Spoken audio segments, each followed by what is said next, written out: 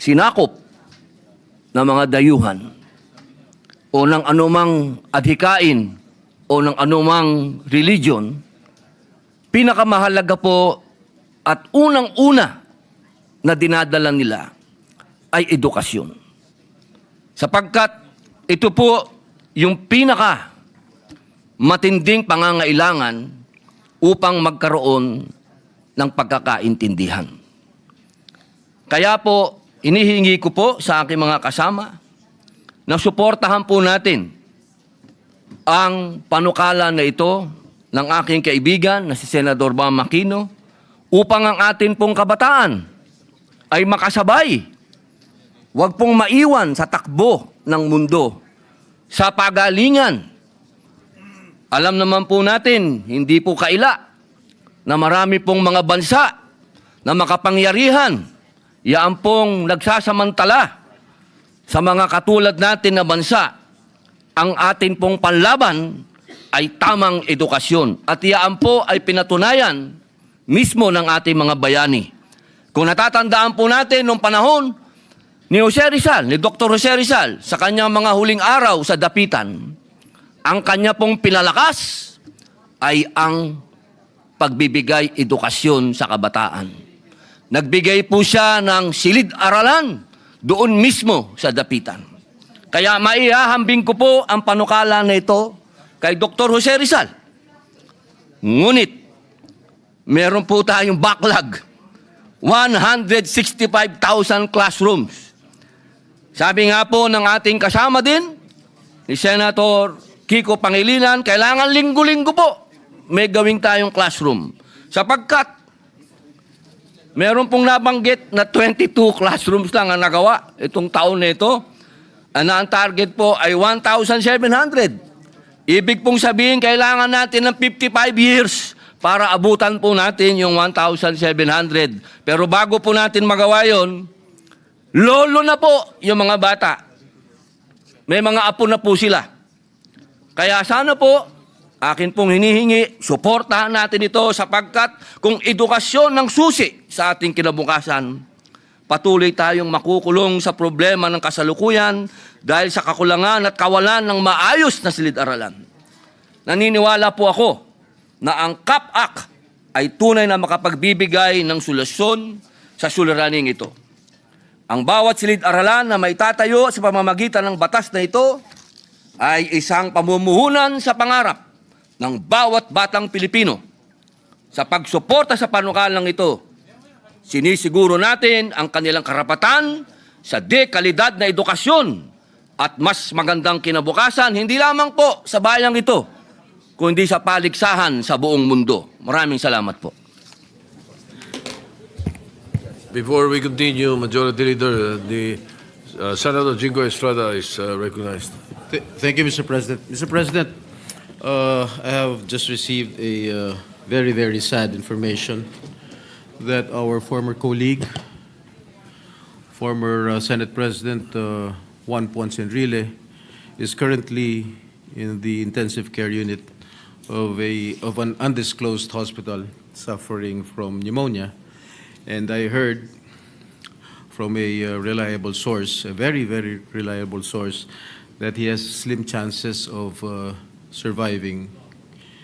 And I hope all of us here present can have a short prayer to be led by Senator Joel Villanueva, if it's possible, Mr. President. Senator Joel Villanueva is recognized. May we ask everyone to rise and give a moment of silence. Dakilang Diyos, Ama naming sumasalangit, kami pong lahat ay lumalapit, naninikluhod sa iyo, humihingi ng tawad sa anumang kasalanan na aming nagawa sa isip, sa salita o sa gawa. Sa mga oras po na ito, amin pong idinadalangin at idinudulog sa iyo ang buhay ng isang aming colleague, mentor, Senate President, kamanggagawa, tagapaglingkod, naninilbihan para sa aming mga kababayan, Senator Juan Ponce Enrile. Ikaw, O Diyos, ang may hawak ng kanyang buhay. Ikaw ang nagbigay ng kanyang buhay. Ikaw ang nag-inspire at humawak ng kanyang buhay para marating niya kung anuman ang kanyang narating sa mga oras na ito. Hinihiling po namin ang iyong paggabay, ang iyong direksyon, ang iyong paghipo at pagbibigay ng kagalingan sa bawat kalamnan, sa bawat suluk-sulukan ng kanyang buong katawan. Hawakan mo po ito at hinihiling namin ang iyong intervention sa kanyang buhay. Tulungan mo rin po ang kanyang mga pamilya at mahal sa buhay at tunay, O Diyos, na ang tanging dakilang plano at ang iyong ninanais sa kanyang buhay ay mangyari. Kami pong lahat ay nagkakaisa at patuloy na inilalapit sa iyo ang buhay ng aming minamahal na Manong Johnny Ponce Enrile. Sa iyo pong lahat ng papuri at pasasalamat at kiniklaim namin, O Diyos, na ikaw ay patuloy na maluluwalhati at mapaparangalan sa buhay ng aming minamahal na Juan Ponce Enrile. Maraming salamat po. In Jesus' name we pray. Amen and amen. Thank you.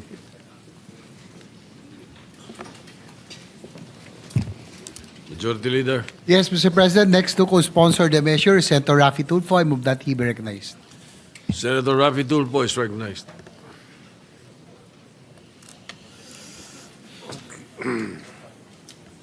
Mr. President, good sponsor, dear colleagues, as one of the co-authors of this measure, I rise today to co-sponsor the committee report on the act establishing the Classroom Building Acceleration Program or CAP. Isang panukalang batas na tutugon sa matagal na nating problema sa kakulangan ng classrooms sa bansa upang mabigyan lahat ng bata, lalo na mga mag-aaral na galing sa mahirap na pamilya, ang pagkakataong magkaroon ng edukasyon at maging matagumpay sa buhay. This proposed measure is not only timely, but it will also save the government millions of funds for classroom building na dati-rati nabubuhos lang sa DPWH, isang ahensyang tad-tad ng anomalya ngayon. By providing an alternative mechanism that is more responsive and cost-efficient, and by forging credible partnerships between local government units or LGUs and private sector entities, mas mapapabilis na po ang pagpapatayo ng classrooms at makakasigurong mapupunta sa tama ang pondong nakalaan para rito. We have a backlog of almost 165,000 classrooms at base sa mga datos na isinumite sa atin, kakailanganan natin ng almost 15 years, 15 taon po yan, isang dekada at kalahati, upang matugunan ang problema sa classroom shortage. Ang masaklap, sa nakaraang taong 2024, nasa 3,181 classrooms lamang ang nakumpleto. Sa makatuwid, at the rate we're going, we will need at least 50 years to hit our target. Now is the time to change the system and approach the problem differently in a manner that is more realistic, cost-efficient, and reliable. Ngayon pa lang, tinatalang 3,260 classrooms ang nagtamo ng iba't ibang antas ng pinsala dahil sa bagyong Tino. Ayon yan po sa DepEd. At noong linggo, dahil sa bugso ng bagyong Uwan, DepEd reported that in Bicol and Calabarzon alone, 1,182 classrooms were partially damaged, 366 heavily damaged, and 261 were totally destroyed. Habang tayo ay dinadaanan ng mga bagyo buwan-buwan, patuloy din na dadagdagan ang datos sa classroom shortage. Kung hindi tayo gumalaw ng mabilis, maaaring hindi makapag-aral na maayos sa isang taon ang karamihan sa ating learners. In response to this situation, it is noteworthy to highlight Section 5, Paragraph D of the proposed measure. Schools located in high-risk or disaster-prone areas, such as those vulnerable to flooding, earthquake, or other similar calamities, and those reliant on temporary learning spaces, shall be prioritized under this program. Isa lamang ito sa mga magagandang probisyon ng panukalang batas na mabibigyan solusyon sa problema ng classrooms sa panahon ng kalamidad. Excuse me. I welcome the proposed partnerships between LGUs and NGOs upang agad matugunan ang problema ng classroom shortage under the able guidance and authority of the DepEd, na siya naman talagang nakakaalam kung ano talaga ang kailangan at naangkop sa mga mag-aaral ng iba't ibang lugar sa Pilipinas. Under this bill, DepEd minimum performance standards and specification will ensure that classrooms shall be built taking into serious consideration all relevant factors like topography, climate conditions of a given area, digital connectivity, and access to transportation, such that these projects are structurally sound, and given that schools are also being used as evacuation centers during calamities. At huli sa lahat, napapanahon na magkaroon ng funding ang cost ceilings sa mga gastusin sa construction ng classroom. Under this bill, funds for projects under this measure shall not be bloated and wasted. Tama na yung mga kumikita sa mga construction projects. Mr. President, education is the cornerstone of national development, social stability, and economic progress. Hence, it is imperative to strengthen our educational system by building these much-needed classrooms at the soonest possible time. Kaya, nagpapasalamat po ako kay Senator Bam Aquino, the chairperson of the Committee on Basic Education, for prioritizing this concern. With the passage of this bill, nakaasa tayo na mas marami ng batang Pilipino ang makapasok at makapag-aral sa mga susunod na taon. Again, maraming salamat kay Senator Bam Aquino sa pag-sponsor ng napakagandang bill na ito. Thank you, Mr. President. Majority Leader. Mr. President, next to co-sponsor the measure is Senator Joel Villanueva. I move that he be recognized. Senator Joel Villanueva is recognized. Thank you, Mr. President. Thank you, Majority Leader. This will be short. I'd like to just put into the records, Mr. President, that we would like to commend and congratulate our chairperson, Senator Bam Aquino, to having sponsored this Classroom Building Acceleration Program Act. Through the years, Mr. President, Senator Bam has remained steadfast in his cause and consistent in his advocacy for quality education. We have shared so many landmark legislations such as Universal Access to Quality Tertiary Education, Philippine Qualifications Act, Framework Act, and others. And thus, as a fellow champion for quality education, as one of the co-authors of this measure, we fully support the passage of the CAP Act. Let me just point out, Mr. President, that indeed our learners are in dire need of stronger support and immediate assistance from the government, particularly in addressing the persistent shortage of classrooms in our public schools. I remember, Mr. President, when we were told that there's only about 1,700 classrooms na target for the year 2025, naliitan po tayo. Pero nung marinig natin kay Secretary Vince na 22 lamang yung silid-aralan, talagang mas lalo po tayong nanlumo. Kaya po, Mr. President, napakahalaga ng panukalang batas na ito. At umabot na rin po sa 148,000 ang backlog sa classroom construction sa buong bansa. Ito po ay malinaw, Ginoong Pangulo, na patunay na marami pa po tayong kailangang gawin upang tugunan ang kakulangan sa pasilidad ng ating mga paaralan. Sa pamamagitan po ng panukalang ito, ipinapakita natin ang ating pagtutok at pagmamalasakit sa kinabukasan ng ating kabataan. Umaasa po tayo na sa bisa ng CAP-Act, tuluyan ng maiibsan ang backlog sa pagpapatayo ng mga silid-aralan at mapapabilis ang implementasyon ng mga proyektong pang-edukasyon sa buong bansa. Moreover, Mr. President, through this measure, we also aim to support the vision and pledge of the President, President Bongbong Marcos, to complete the construction of 40,000 classrooms before the end of his term.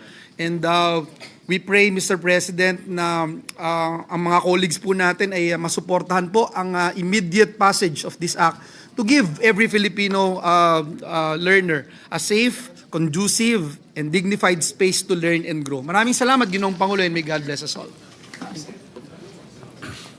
Majority Leader. Yes, Mr. President, next to co-sponsor the measure, Senator Pia Cayetano. I move that she be recognized. Senator Pia Cayetano is recognized.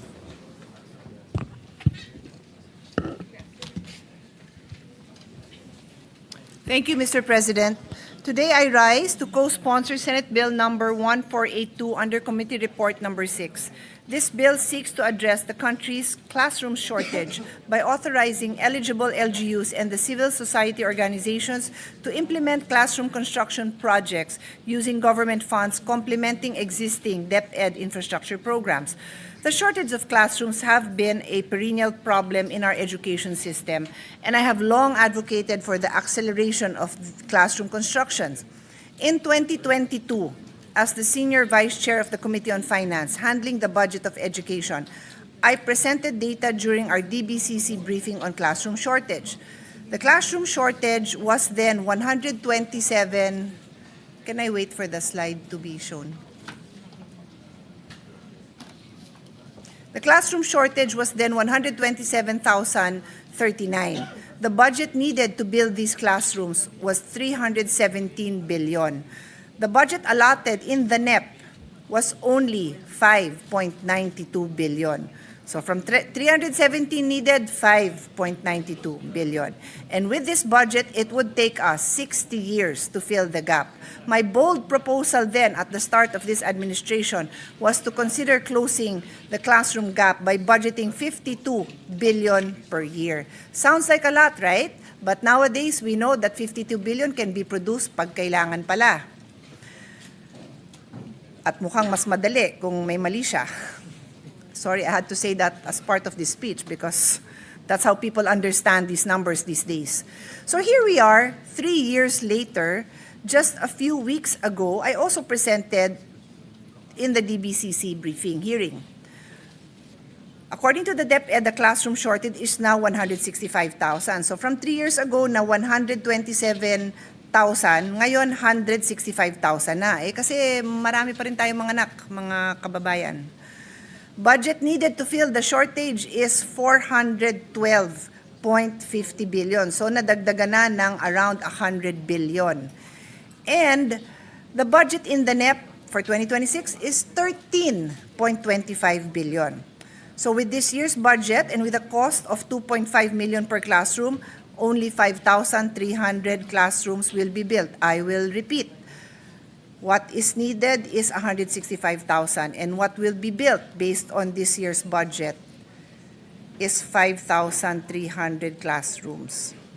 With a similar budget, it will take more than 31 years to fill the gap. This shortage means that millions of Filipino students continue to study in congested, makeshift, or unsafe learning conditions that hinder learning outcomes. To repeat, and I just would like to emphasize this, in 2023, the budget for classrooms in the GAA was 15.60 billion. This is the General Appropriations Act. In 2024, it was 24.70 billion, and in 2025, it was 13.25 billion. So barely a sliver of what was needed. As chairperson of the Committee on Sustainable Development Goals, Innovation and Futures Thinking, I foresaw the opportunity the pandemic presented and the shift to online classes. While our students were at home, I proposed that we take advantage of that period and push for school building, repairs, and rehabilitation. However, our studies revealed that there was low utilization of funds by the DPWH, many other problems including lack of preparation of the land, lack of buildable space in the most congested areas where the classrooms were most needed. These issues continued through the years. It was a missed opportunity, Mr. President, because that would have been the perfect time to address our classroom backlog, an effort that could have significantly reduced the numbers we are grappling with today. As Senior Vice Chairperson of the Committee on Finance that handles the budget of DepEd, that has handled the budget of DepEd for 6 years, our committee was able to assess how we could allocate more resources toward classroom construction. We pushed for the augmentation of the budget for classroom construction, repairs, and rehabilitations. In the NEP, we had allocations for budget repairs that were not fully funded, and we felt that these were very low-hanging fruits because it would take less to repair these classrooms. As mentioned earlier, we had consistently pointed out that with the limited budget under the Basic Education Facility Fund, it would take years for this gap to be addressed. Recognizing that many existing school buildings are already in disrepair, we also advocated for more rehabilitation and retrofitting. In several budget deliberations, we emphasized the need for climate-resilient school infrastructure, facilities that are safe, inclusive, and conducive to learning for all students. Closing the gap in the classroom shortage helps us achieve the following sustainable development goals, particularly SDG 1, no poverty, SDG 3, good health and well-being, SDG 4, quality education, SDG 6, clean water and sanitation, SDG 8, decent work and economic growth, SDG 9, industry, innovation, infrastructure, SDG 10, reduce inequalities, SDG 11, sustainable cities and communities. By accelerating the classroom construction, we are not only investing in building, we are investing in human capital and in the learning environment that nurtures the next generation. This program must not only fill present gaps, but it must also anticipate the future of learning. That means classrooms designed for blended learning, for energy efficiency, and for climate adaptation, especially in flood or typhoon-prone areas. We'd like to thank our chairperson, Senator Bam Aquino, for prioritizing this bill. Let us make the Classroom Building Acceleration Program not just a response to a backlog, but a vision for the future of Philippine education. Thank you, Mr. President. Majority Leader. Yes, Mr. President. Next to co-sponsor is Senator Win Gatchalian. Move that he be recognized. Senator Sherwin Gatchalian is recognized. Thank you, Mr. President. First and foremost, let me congratulate and commend Senator Bam Aquino for coming up with this very novel but very timely concept. Nasabi ho ni Senator Pia na talagang napakalaki po ang backlog natin sa classrooms. 160,000 ang kailangan natin para mahabol lang yung backlog natin sa classrooms. And that will cost approximately about 400 billion pesos.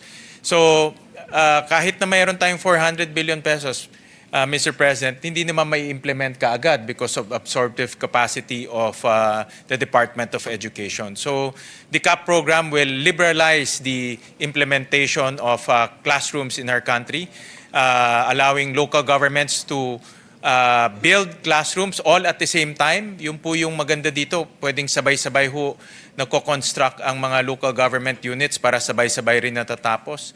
They can also tap the private sector to build dahil nakita ho natin sa hearing na mas mura ang private sector pagko-construct ng mga classrooms, so we can tap CSO. And we can also come up with innovative modalities such as PPP para pumahabol natin yung 165,000 na backlog natin. So, Mr. President, let me again thank and congratulate our chairman of the Basic Education Committee for coming up with this very timely concept. And a more extensive co-sponsorship speech will be submitted to the body to be inserted into the records, Mr. Chairman. Thank you. Majority Leader. Mr. President, next to co-sponsor the measure is Senator Erwin Tulfo. Senator Erwin Tulfo is recognized.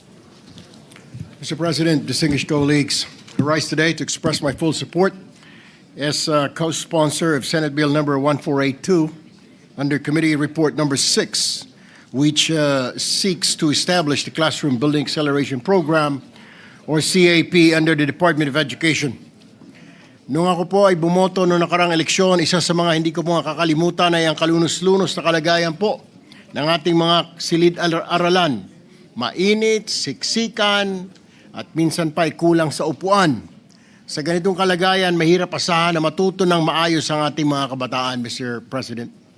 Sa panukalang ito, binibigyan kapangyarihan ng mga lokal na pamahalaan at mga civil society organizations na makibahagi sa pagpapatayo ng mga silid-aralan.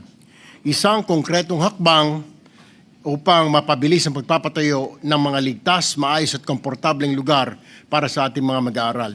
Naniniwala po ako, Mr. President, na sa tulong ng programang ito, mas mabilis na maihatid ang dekalidad ng edukasyon, hindi lamang po sa salita, kundi sa mismong pisikal na espasyo kung saan nagsisimula ang kanilang mga pangarap. I would also like to thank Senator Bam for championing this classroom building acceleration program. Thank you, Senator Bam. Thank you, Mr. President. Maraming salamat po at magandang hapon sa lahat. Thank you. Majority Leader. Yes, Mr. President, as to co-sponsor the measure is this presentation. May I be recognized, Mr. President? Yes, the acting Majority Leader is recognized, Senator J.B. Ersto. Mr. President, my dear colleagues, good afternoon. It is an honor to rise today to co-sponsor Senate Bill number 1482 under Committee Report number 6 or the Classroom Building Acceleration Program authored by the gentleman from Tarlac, Senator Bam Aquino.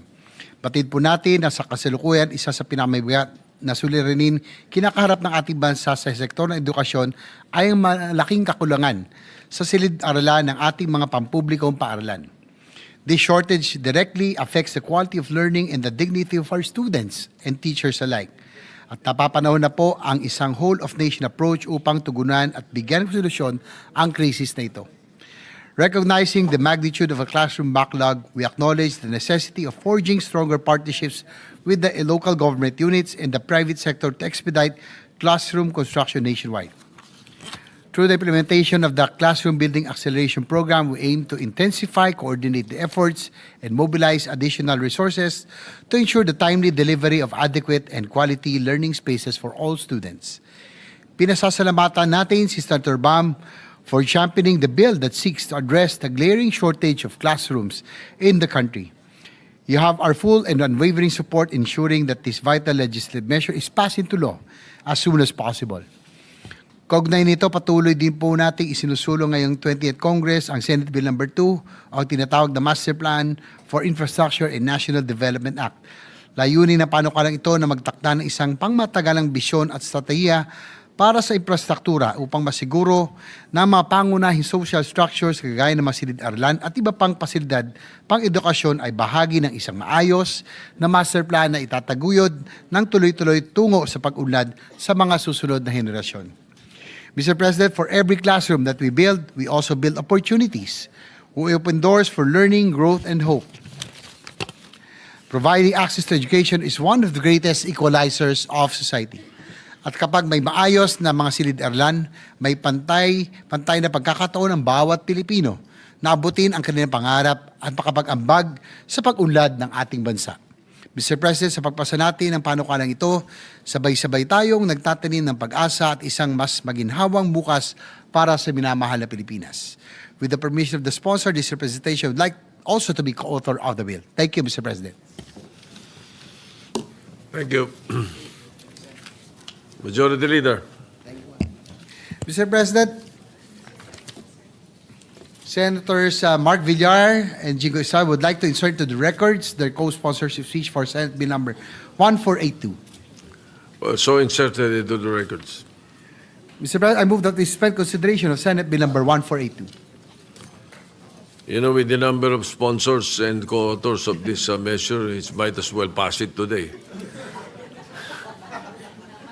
But nevertheless, because we have to follow the rules, we will have to suspend consideration and approve it afterwards. Yes, Senator Bam Aquino is recognized. Before I act on the motion, Yes, Mr. President, I'd just like to thank our colleagues sa napakarami pong sumusuporta. Maraming salamat po. Alam ko pong maraming sumusuporta, hindi ko po ina-expect na marami po mag-co-sponsor at co-author. Thank you so much to our dear colleagues, and I hope this can be one of the measures where we can work together for the Filipino youth and the Filipino people. Salamat po. Well, I have good news for you. Senate Bill 1482, establishing the Classroom Building Acceleration Program, of which you are the principal author of and sponsor, is included in the LEDAC. So even the palace is backing up your bill. So the LEDAC priority list, it's included there. So congratulations.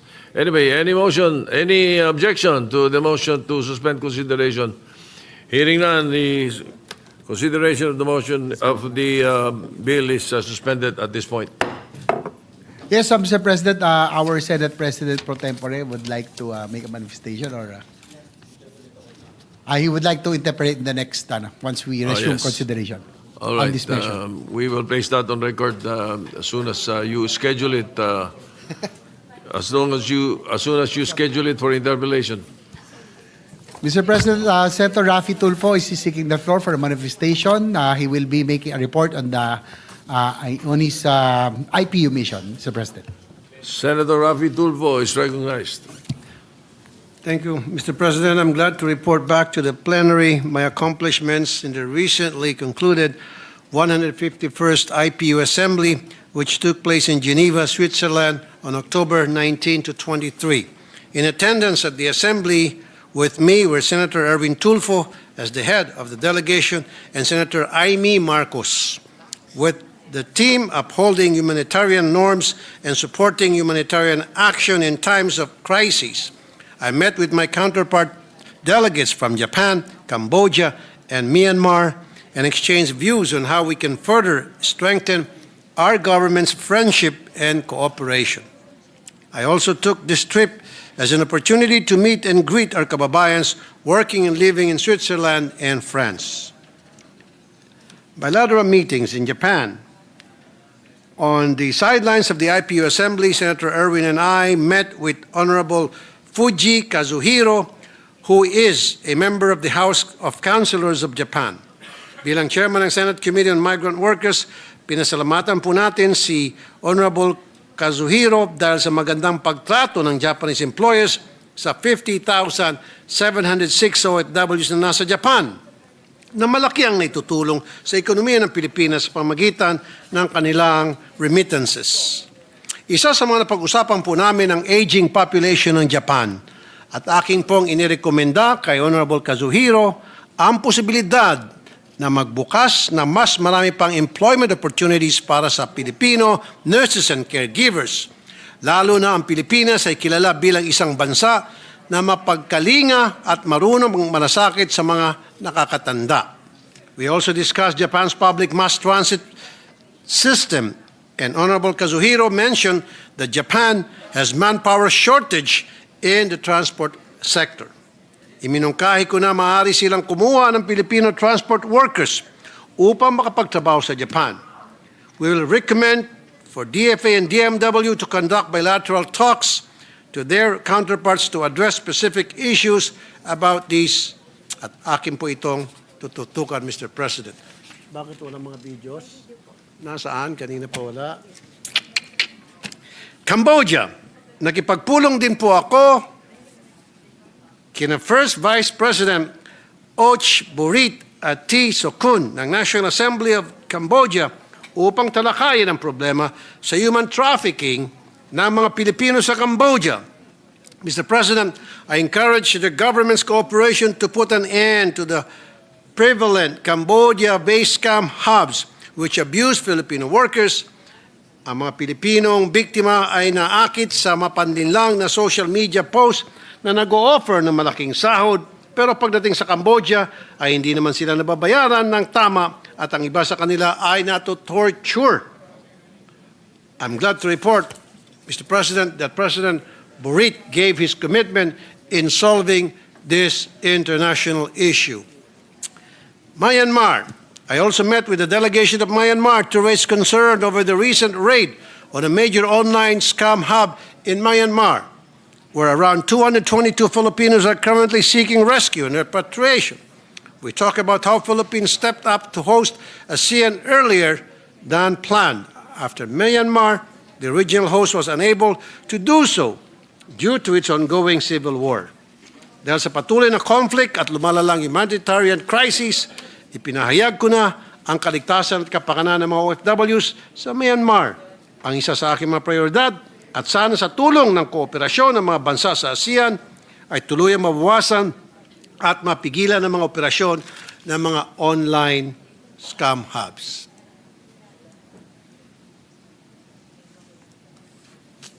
Switzerland.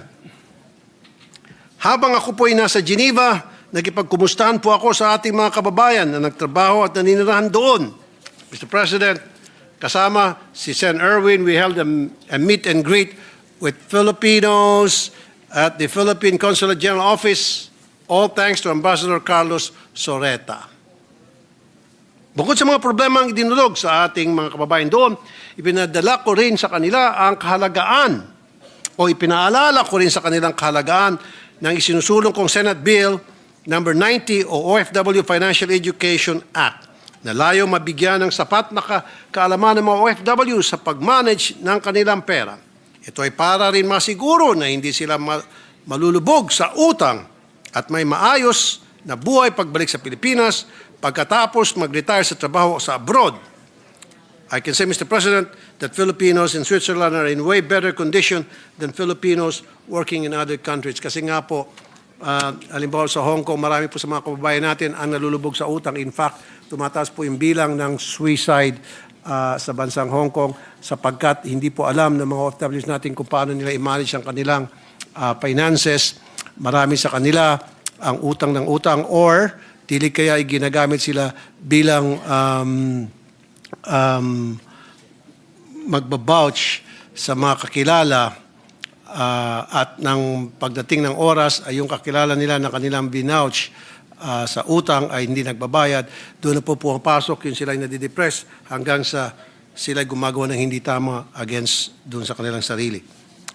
Paris, personal ko rin kinumusta ang ating mga kababayan sa France. Kasama ko si Ambassador Eduardo Jose de Vega at Consul General Noemi Diaz. At bilang Chairman Senate Committee on Migrant Workers, ibinahagi ang aking panukalang batas gaya ng pagtatag ng Migrant Workers Relations Commission, isang special court sa loob ng DMW upang mapabilis ang pagresolba ng mga kaso ng ating mga OFW nang hindi na kailangan dumaan sa mahabang proseso o magsumbong pa sa aking programa.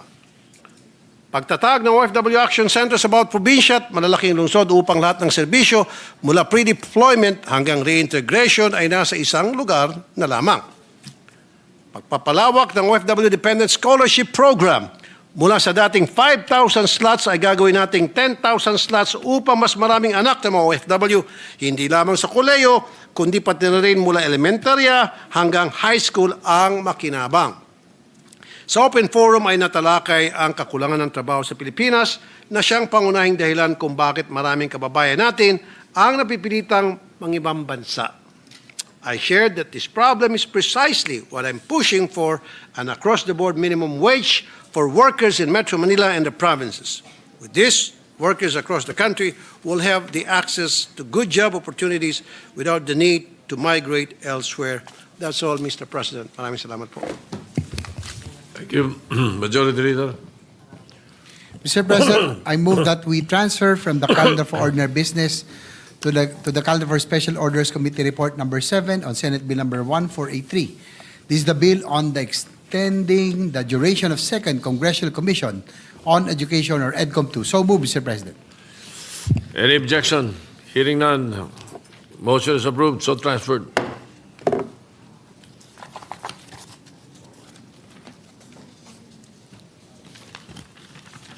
Mr. President, I move that we consider Senate Bill number 1483 under Committee Report number 7. Any objection? Hearing none, consideration of Senate Bill 1483 is now in order. The Secretary is directed to read only the title of the bill without prejudice to inserting into the records the whole text thereof. an act extending the duration of the Second Congressional Commission on Education, amending for the purpose Republic Act Number 11899, otherwise known as the Second Congressional Commission on Education, EDCOM 2 Act. Majority Leader. To sponsor the measure, I move that we recognize Senator Lauren Legarda, the chairperson of the Committee on Higher Technical and Vocational Education. So moved, Mr. President. Hearing no objection, Senator Loren Legarda is recognized to sponsor the measure.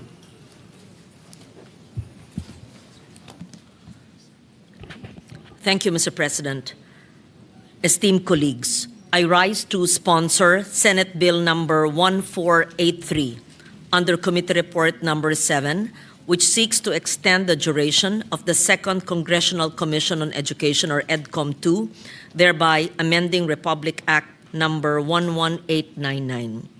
EDCOM 2 was established in 2022 to undertake a comprehensive national assessment of our educational system and to recommend structural reforms that would strengthen its quality, equity, and responsiveness to national needs.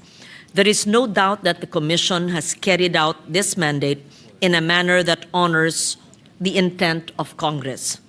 Its principal reports, Miseducation, the Failed System of Philippine Education and Fixing the Foundations, a Matter of National Survival, offer the most rigorous, data-informed diagnosis of our education sector in recent memory.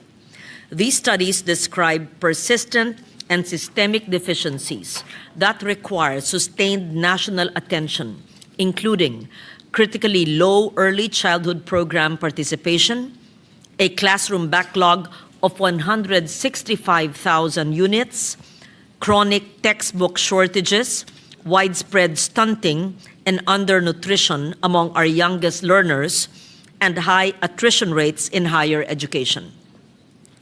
Crucially, the significance of EDCOM 2 lies not only in its diagnosis, but also in how it has acted on those findings. The Commission brought together national agencies, local governments, schools, research institutions, and civil society partners to translate evidence into reform. Its work has informed legislation, guided appropriations, strengthened administrative coordination, and established pathways for institutional development. In the 19th Congress, the work of EDCOM 2 contributed directly to the passage of 10 landmark laws that expanded access, promoted equity, improved quality across our education system. While its mandate under RA 11899 concludes in December this year, EDCOM 2 has not entered a period of winding down. Instead, it continues to move with full momentum, compelled by the understanding that while much has been achieved, significant work remains to build the education system our people deserve. Currently, the Commission is developing several measures, including those identified as priority bills under the Legislative Executive Development Advisory Council, or LEDAC, for the 20th Congress. These include, first, amendments to the Masustansyang Pagkain para sa Batang Pilipino Act to expand and sustain the National Feeding Program. Second, amendments to the Government Assistance to Students and Teachers in Private Education Act to broaden voucher coverage to students from kindergarten to grade 6. Third, amendments to the Universal Access to Quality Tertiary Education Act to guarantee tertiary education subsidy eligibility to students who need it most. Fourth, amendments to the Teachers Professionalization Act to introduce practical components in licensure pathways and open multiple routes to teacher qualification. Fifth, amendments to the Local Government Code on Special Education. Fund, to align the SEF utilization with current education needs and to strengthen local education governance. And six, Classroom Building Acceleration Program Bill just sponsored now and championed by EDCOM2 co-chair Senator Bam Aquino to close the classroom gap and to ensure adequate learning spaces nationwide. Informed by the work of EDCOM2, I'm also honored to advance measures that address systemic gaps across basic, higher, technical, and vocational education, including the Last Mile Schools Bill, the modernization of the decades-old charters of CHED and TESDA to ensure that our institutions are aligned with the needs of the learners today. Beyond legislation, EDCOM2's research has translated directly into program funding. Its recommendations on early childhood development resulted in an allocation of 1 billion pesos in the 2025 General Appropriations Act for the establishment of child development centers in 328 low-income local government units and 80 million pesos in scholarship support for the professional development of child development workers. The Commission also identified long-standing misalignment in professional education and licensure policies across CHED, TESDA, and the Professional Regulation Commission. This finding led to the creation of a tripartite council last month to harmonize curricula, training regulations, and licensure standards under a coherent national framework. Further, the Commission conducted hearings on education delivery in the Bangsamoro Autonomous Region in Muslim Mindanao, which underscored the need to clarify the respective responsibilities of national agencies and the regional government in implementing essential education and nutrition programs. Policy recommendations to strengthen coordination are now being refined. EDCOM2 also served as a convener, bringing together DepEd, CHED, and TESDA in a historic first joint meeting to address system-wide reforms. As noted by TESDA Director General Jose Francisco Kiko Benitez, the Commission's evidence-based work encouraged agencies to move beyond their own little silos and work towards a more integrated education system. Undoubtedly, EDCOM2 was the driving force behind the establishment of the Education and Workforce Development Group through Administrative Order Number 36, directly addressing the fragmentation identified in the Commission's Year 1 report and affirmed by the concurrent resolution passed by the Senate and adopted by the House of Representatives. This effective translation of research into reform is precisely what makes the role of EDCOM2 indispensable. It has functioned both as a think tank and as a coordinating body, building trust and consensus among diverse stakeholders, including agencies, teachers, parents, and policymakers. To ground its recommendations, EDCOM2 has commissioned 97 research studies, partnered with 91 organizations, conducted 44 workshops and consultations, 32 hearings, 9 site visits, and 3 benchmarking sessions or missions.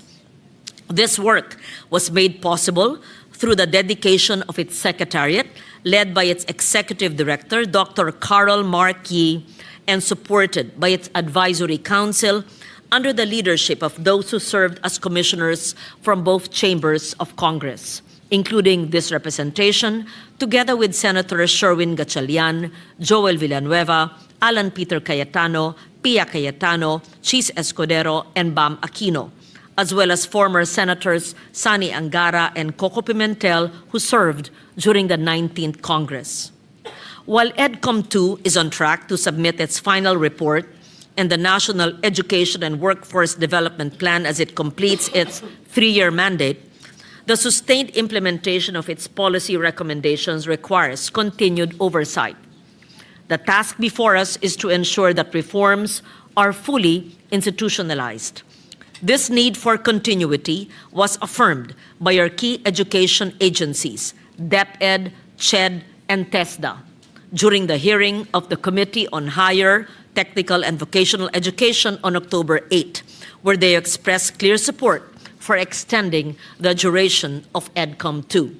For these reasons, I respectfully submit for the consideration of this August Chamber Senate Bill number 1483, extending the duration of EDCOM 2 for an additional 2 years or until December 2027. This will provide the necessary time to complete the remaining legislative measures and to ensure the institutionalization of coherent and lasting reform across the system. We are at a moment when progress is within reach. The work has direction. The coordination is in place. The momentum is real. It is only right, Mr. President, that we see it through. Maraming salamat po. Majority Leader. Mr. President, next to co-sponsor the measure, Senator Francis Kiko Pangilinan. I move that he be recognized. Senator Francis Pangilinan is recognized. Thank you, Mr. President. Thank you, distinguished Majority Leader. To our distinguished colleagues, I rise today to co-sponsor Senate Bill 1483 as per the committee report of our esteemed colleague, Senator Loren Legarda. Sangayon ako sa panukala niyang palawigin at palawakin ang mandato ng ating Second Congressional Commission on Education. Napakataas ng nakataya at napakalaki ng pagkakataon. Hindi abstract na mga pulisiya ang gawain ng komisyong ito. Ito ang araw-araw na realidad ng mahigit 24 na milyong estudyante, magulang at guro. Ito ang kinabukasan at pag-asa ng mga pamilya sa buong Pilipinas. Tungkol ito sa halos 20% ng buong populasyon ng ating bansa. Buhay ng isa sa bawat 5 Pilipino ang huhubugin ng mga pasya sa edukasyon. Hayaan ninyong ibahagi ko ang kwento ni Ginang Castro mula sa Cavite, isang dating guro na may 3 anak. Lahat ng kanyang bagets ay dumaan sa K-12 program. Bawat isa pumili ng iba't ibang senior high school strand. Pero nalaman niya kamakailan sa private school na dati niyang pinagtuturuan, pinutol na ang strand ng humanities, accountancy at STEM sa grades 11 at 12. At 2 tracks na lamang ang nanatili, academic at Tech Pro. Sabi niya, nawala ang lahat ng pangako ng programa. Dapat sana tapos na at nagtatrabaho na ang mga anak ko. Tulad nung ako sa edad nila. Ngunit sa halip, nasayang ang panahong hindi na may babalik. Mga pagkabigo at pagluluksa sa kanyang kwento, tuition at baon sa dagdag na taon at yung ang maraming taon na hindi na mababawi. Para sa mga pamilyang tulad ng kay Ginang Castro, dapat manindigan ang komisyon. Samantala, maraming public school teacher ang iisa ang kwento. Bumibili sila ng pagkain mula sa sarili nilang bulsa para sa kanilang mga estudyante na pumapasok ng gutom. Gusto nilang pumasok ding may pag-asa ang mga bata. Kaya ang expanded free meals program na panukalang batas ng inyong lingkod at na-hearing na ni Senator Bam Aquino ay ating isinusulong. Kailangan tulungan tayo ng EDCOM 2 na ibahin ang pag-asa na iyon at gawing regular at tunay na pagpapakain at pagkatuto. Hindi nagsisinungaling ang datos na idokumento ng komisyon ang malalim na mga kakulangan sa pagkatuto. Mga batang magtatapos sa grade 3 na hindi marunong magbasa ayon sa antas ng baitang. Walang mga basic na kasanayan, mga gurong napakaraming gawain at mga gumuguhong paaralan. Ganun pa man sa likod ng mga datos na ito, may mga pangarap na ipinagpaliban. Mga bata, malabo nang mabawi ang nawalang oras. Mga guro na sa bingit ng pagkahapo. Pero ang tungkulin na hindi lamang ayusin ang nasira, dapat din nating likhain at buuhin ang isang sistema na magbibigay ng ugat at ng pakpak. Ugat para sa katatagan pakpak para sa pag-unlad, roots and wings. Hayaang ituro ng bagong kurikulum ang mga bakit at paano. Hayaang matuto ang mga mag-aaral ng bayanihan, ang pamana ng ating lahi na nagsasama-sama sa krisis at pag-asa, sa hirap, sa ginhawa. Hayaang pag-aralan ng mga maritime school, hindi lamang ang foreign navigation, kundi ang mga gawain sa dagat ng ating mga ninuno na subok na ng panahon. Sa agriculture schools, bakit imported na binhi at chemical lang ang itinuturo? Pagsamahin natin ang global advances at ang likas na kaalaman ng mga magsasakang Pilipino na karaniwan ay angkop sa ating lupa, sa ating klima at sa mga hamon ng climate change. Malinaw ang ulat ng EDCOM 2. Tayo ay nasa krisis, ngunit nasa isang sangangdaan din tayo. Ipinakita sa ating ng komisyon kung saan nabigo ang polisiya. Ngunit itinuturo din ito ang daang pagsulong, pagtawag para sa mga foundational investments sa maagang literacy at nutrition. Nutrition nga raw ay foundational sa learning para sa updated at relevant din na curriculum, para sa mga better trained at better supported na mga guro, para sa isang whole of government action. Bigyan natin ang komisyon na ito ng oras, dagdag na kasangkapan at mas malawak na mandato para makumpleto ang mga gawaing nabanggit. Bigyan natin ng hustisya ang mga Castro at ang hindi mabilang na pamilya, guro at estudyanteng umaasa sa atin. Bilang pangwakas, alam nating lahat, pag namuhunan tayo sa edukasyon, namuhunan din tayo sa kinabukasan ng bawat Pilipino, namumuhunan din tayo sa kinabukasan ng Republika ng Pilipinas. For these reasons, Mr. President, I wholeheartedly co-sponsor Senate Bill 1483 and urge its immediate approval. Maraming salamat. Majority Leader. Mr. President, next to co-sponsor the measure, Senator Joel Villanueva. I move that he be recognized. Senator Joel Villanueva is recognized. Thank you, Mr. President. Thank you, Majority Leader. Mr. President, I rise to co-sponsor the measure extending the duration of the Second Congressional Commission on Education, or EDCOM 2. We'd like to put on record our sincerest thanks and gratitude to the sponsor, Senator Loren Legarda, for including Senate Bill number 103, filed by this representation, together with Senators Pia and Alan Cayetano and Escudero. Mr. President, as one of the commissioners of EDCOM 2, I have seen firsthand how the Commission has worked tirelessly to understand and fix what is broken in our education system. In just 2 years, EDCOM 2 has completed numerous research studies, consultations, and school visits nationwide.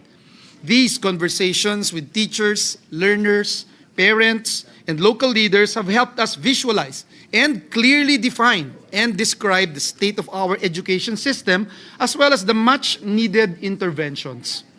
The Commission's Year 2 report, aptly titled Fixing the Foundations, a Matter of National Survival, tells us that the learning crisis is not abstract. 1 in 4 Filipino children under 5 is stunted, and many of our grade 4 learners still struggle to read with understanding or do basic math. These are not just education statistics. They are a warning light for our nation's future. Despite well-intentioned reforms and higher budgets, our students continue to lag in international assessments, such as PISA 2022, where we rank among the lowest in reading, math, and science. The issue is not effort. Mr. President, it is coherence, coordination, and follow-through. Mr. President, EDCOM's 2's findings are now crystallizing into actionable reforms. Reforms on teacher quality, early childhood education, curriculum relevance, and stronger alignment between learning and work.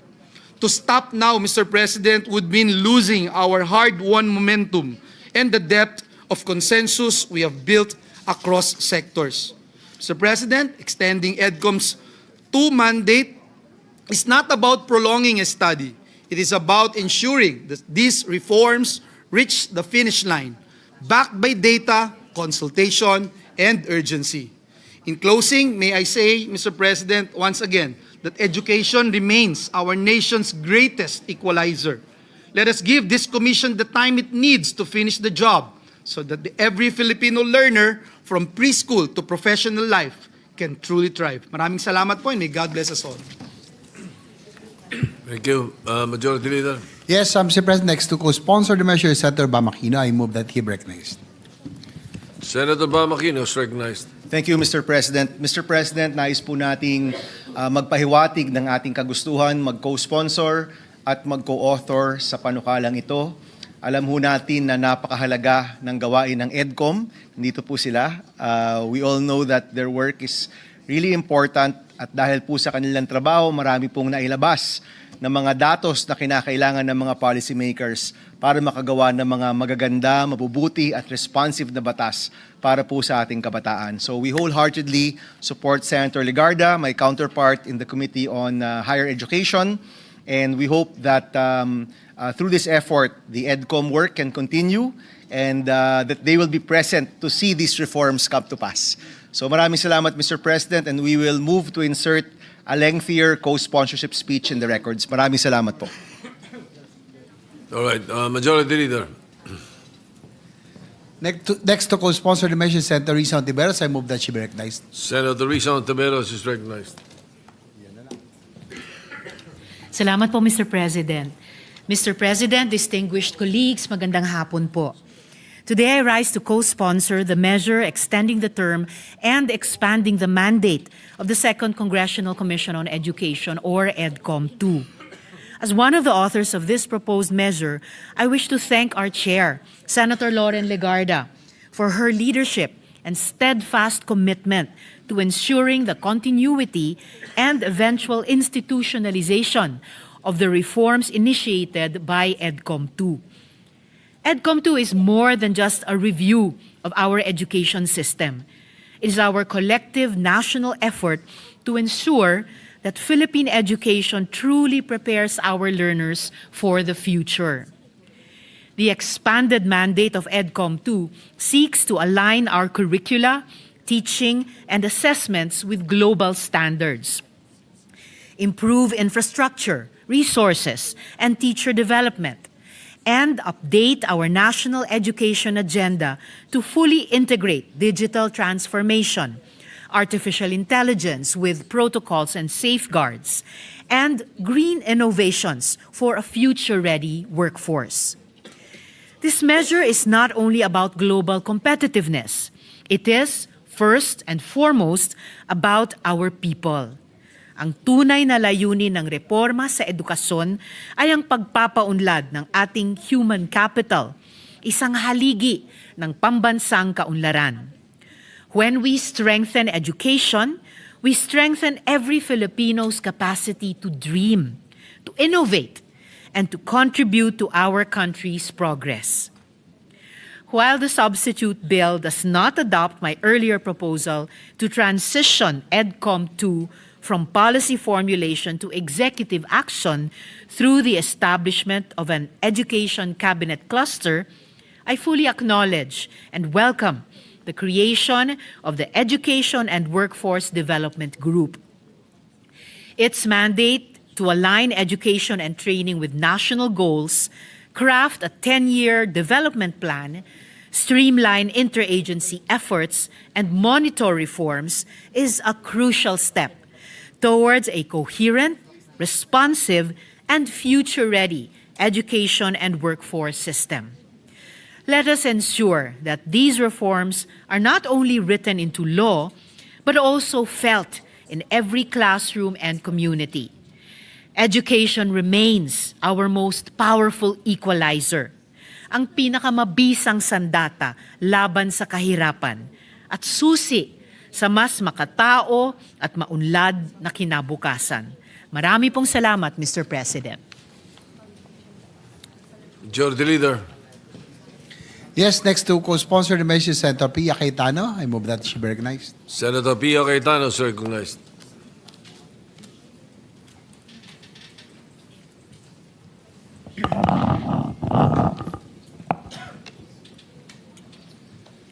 Mr. Mr. President, I rise today to co-sponsor Senate Bill number 1483 under Committee Report number 7. This bill seeks to extend the duration of the Second Congressional Commission on Education, or EDCOM-2, for 2 more years. As a former commissioner of EDCOM-2, I have had the privilege of working closely with our education partners in assessing and understanding the true state of Philippine education. Through rigorous research and nationwide consultation, we have seen both the magnitude of our challenges and the opportunities to pursue meaningful and lasting reform. In just 3 years, EDCOM-2 has produced groundbreaking reports, its Year 1 assessment exposing deep systemic fractures, and its Year 2 report fixing the foundations, released just this year, sounding an urgent alarm on the crisis in our early learning stages.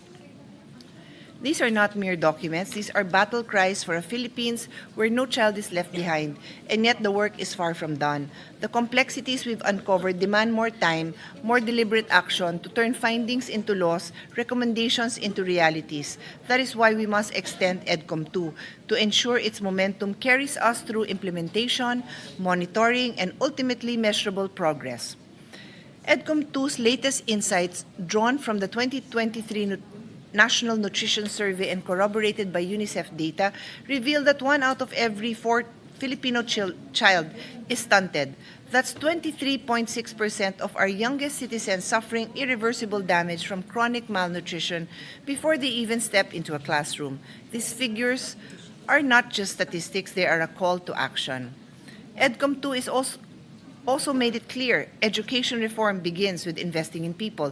We cannot expect our schools to deliver quality education if they lack the basic manpower to function effectively. EDCOM-2 found that about half of our public schools do not even have a full-fledged principal. Many schools are also lacking administrative officers, planning and development officers, and guidance counselors, the very positions that keep a school system running smoothly and support the well-being of both learners and teachers. We must see through our investment in this manpower in school heads, admin officers, PDO guidance counselors, and the allied professionals who make inclusive education possible: speech pathologists, occupational physical therapists, and special education teachers. EDCOM-2's report highlights a persistent job skill mismatch in the Philippines, particularly among graduates of technical vocational programs, where nearly 2/3 end up in jobs unrelated to their training. While TVET education increases labor force participation, it does not consistently lead to quality or aligned employment. EDCOM-2 attributes this gap to outdated training regulations, limited industry participation in curriculum design, and weak school-to-work transition systems. These findings underscore the urgent need to align education and training with actual labor market demands, strengthen enterprise-based learning, and ensure that reforms, like those envisioned under EDCOM-2's extended mandate, translate into meaningful employment opportunities for Filipino learners. I also wish to note that the committee report explicitly takes into consideration our bill, Senate Bill number 103, which complements this extension by providing additional mechanisms for education reform and implementation oversight. EDCOM-2 has produced critical studies on learning recovery, teacher quality, early childhood education, higher education governance, and future skills development, studies that have already informed ongoing reforms in curriculum design, teacher training, and interagency coordination. These outputs have strengthened our understanding of what must be done to rebuild our education system after the learning losses caused by the pandemic and years of underinvestment. As the former chair of the Senate Finance Subcommittee that handled the budget of higher and basic education, I have always maintained that education is our country's most powerful and enduring investment. But for that investment to create real and lasting impact, it must be anchored on sound policy, guided by reliable data, and driven by evidence, exactly the kind of foundation that EDCOM-2 provides. As chairperson of the Senate Committee on Sustainable Development Goals, Innovations and Futures Thinking, I view this extension as a reaffirmation of our commitment to SDG 4, quality education. Education is the foundation of all other goals, from gender equality to decent work, innovation, and inclusive growth. Education reform is not a sprint, it is a marathon. By extending EDCOM 2, we ensure that the work we have begun, built on evidence, collaboration, and foresight, continues until it leads to genuine transformation for every Filipino learner. Let us give EDCOM 2 the time it needs to complete its mission and to carry forward the vision of a Philippine education system that is inclusive, future-ready, and world-class. Thank you, Mr. President. Majority Leader. Mr. President, last to co-sponsor the measure, Senator Robin Hood Padilla, move that he be recognized. Senator Robin Padilla is recognized. Maraming salamat po, Ginoong Pangulo, at sa ating pinunong mayurya. Assalamualaikum warahmatullahi wabarakatuh. Ginoong Pangulo, mga kasama ko mambabatas, magandang araw po uli sa inyong lahat. Tayo pong lahat ay produkto ng 1986 Revolution. Tayo po ay nasa ilalim ng 1987 Constitution. Ang sabi po ng mga eksperto, ang isa daw pong matagumpay na revolusyon ay ito po ang nasasaad. The new government typically implements significant educational reforms designed to align the system and with the new political and social ideology. The primary goals of education in this context often shift to fostering a new national identity, promoting civic responsibility, and developing a skilled workforce to support the new economy. Malungkot ko pong sasabihin, medyo na-disgrasya po tayo dyan, mga mahal kong kababayan, dahil hindi po natin na-achieve ito.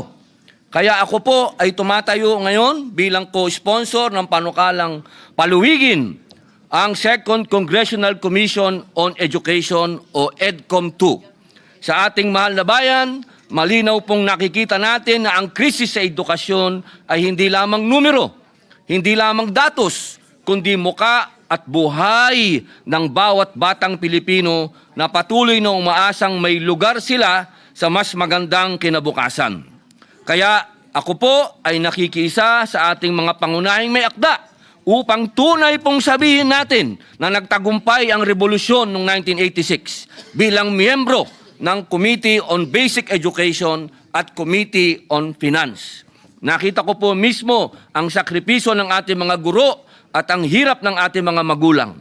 At bilang isang ama, ramdam ko sa puso ko na hindi makatarungan ng ating kabataan ay lumaki sa sistemang hindi natutugunan ang kanilang mga pangarap.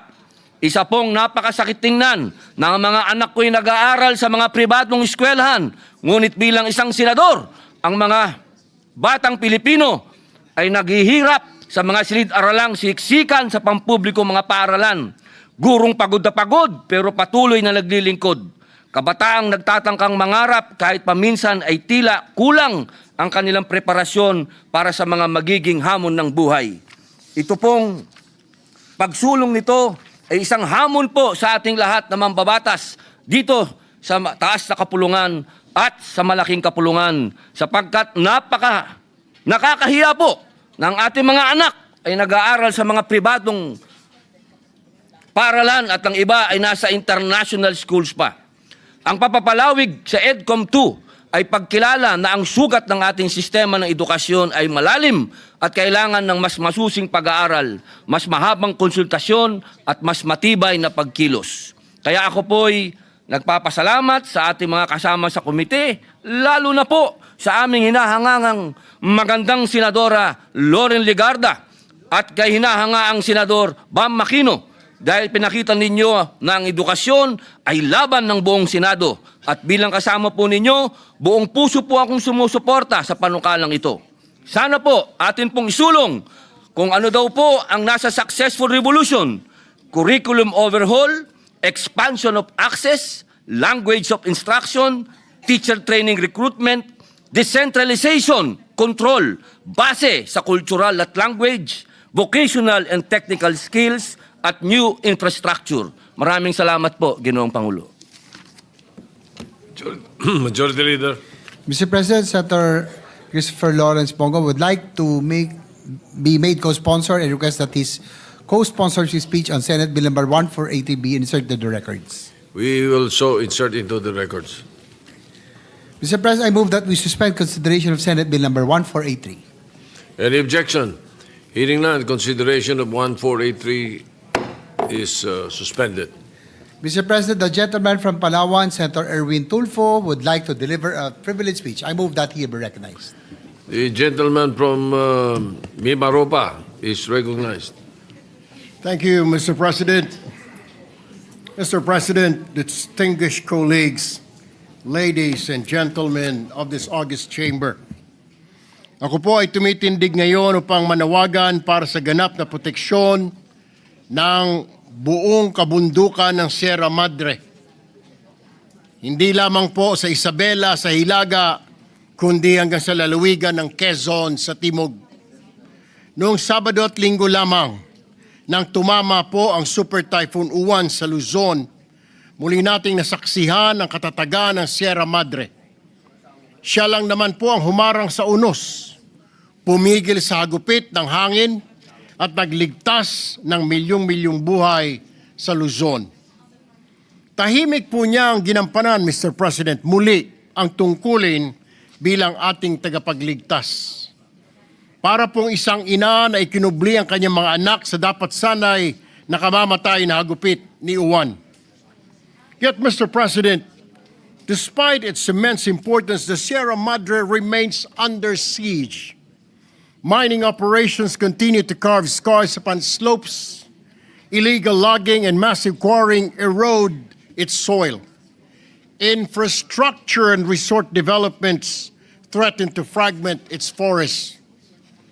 Gayong may mga batas naman gaya ng Republic Act No. 9125 o ang Northern Sierra Madre Natural Park Act of 2001 na naglalayong pangalagaan ito, nananatiling kulang at mahina ang pagpapatupad ng mga probisyong dapat sana'y nagpoprotekta sa natitirang likas na yaman ng ating bansa. Kaya naman, Ginoong Pangulo, nanawagan ako na agad suriin at pagtibayin ang pagpapatupad ng proteksyon sa Sierra Madre. Nararapat ang mas maigting na pagbabawal sa anumang mapaminsalang pagmimina, pagtutroso dito at pagtatayo ng lahat ng uri ng resort, bakasyunan man o permanenteng tirahan, kasabay na rin ang pagbibigay ng kabuhayang pangkalikasan sa mga katutubo at lokal na komunidad na tunay na tagapangalaga ng kalikasan. Mga kasama, kung ang Sierra Madre handang isakripisyo ang sarili upang tayo ay mailigtas, hindi ba't napapanahon na tayo naman ang magligtas sa kanya? Mr. President, colleagues, how many more super typhoons must batter Luzon before we act? How many more floodings and landslides must claim lives before we finally give the Sierra Madre the protection she deserves? The Sierra Madre has saved Luzon countless times, from Typhoon Yolanda, Rolly, Paeng, and now Uwan. But who will save the Sierra Madre, Mr. President? It cannot speak for itself. It cannot march to this hall. It cannot plead for mercy against bulldozers and chainsaws. It relies on us, the people's representatives, to give it voice and legal protection. Ginoong Pangulo, mga kasama, ang Sierra Madre po ay buhay. Siya ang ating sandigan. Ngayon na ang panahon para ipakita na kaya rin nating ipagtanggol ang nagtatanggol sa atin. Kaya po, sasabihin ko, maraming salamat, Sierra Madre. Thank you, Mr. President. Thank you, my fellow legislators. Thank you. Thank you very much. Senator Erwin Tulfo, it is not only once that Sierra Madre has saved Luzon and the Philippines. Yes, Majority Leader. Yes, Mr. President, Senator Raffy Tulfo is seeking the floor for a manifestation of support. Senator Raffy Tulfo is recognized. Thank you, Mr. President. In line with the privileged speech of the Honorable Senator Erwin Tulfo, I would like to raise concerns on the protection of our environment, especially our protected areas. 3 years ago, I expressed my opposition over the Kaliwa Dam project because of the irreversible harm it will cause to the ecosystem of Sierra Madre and because of the affected indigenous communities. Several environmentalist groups further raised their concern on the threat to the lives of 100,000 residents once it's built, as it will be constructed within a zone of two active tectonic belts, the Philippine Fault Zone and Valley Fault System.